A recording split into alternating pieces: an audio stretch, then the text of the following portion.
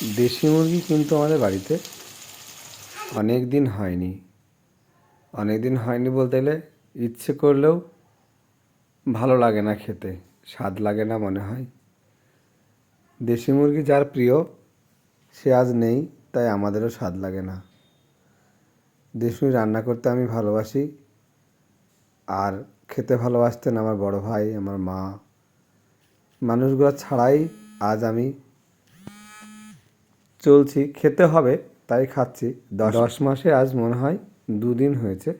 আজকেরটা আমার ইচ্ছেতে নয়, মুরগিটা একজন দিয়েছিল আর খেতে মন চাইছিল অন্য একজনের, তাই রান্না হচ্ছে। রান্নাটা কেমন হচ্ছে সেটাও জানাবেন। আর আমি রান্নাটা একটু একটু পারি বলেছিলাম, তাই আজকে এই মুরগির মাংসটা রান্না করে দেখালাম।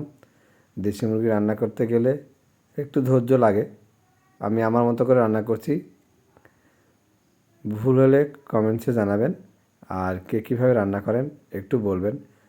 বিভিন্ন রকমভাবেই রান্না করা যায়। আমি একটু বড় মুরগি বলে এভাবেই রান্না করছিলাম। সব রকম কিছু দিয়ে লাস্ট এই 2টো রসুন দিলাম, কারণ রসুনটা আমার ভালো লাগে খেতে, আমার মায়েরও খুব ভালো লাগতো, তাই দেশি মুরগি দুটো রসুন দুটো দিলাম। ভালো করে কষিয়ে নিতে হবে। লাস্ট ফিনিশিং আমি আদা বাটা রসুন বাটাটা লাস্টের দিকেই দিই, তার সাথে একটু গরম মশলাও ছিল। একসঙ্গেই সব দিয়ে আর একটু ভালো করে কষে নিতে হবে।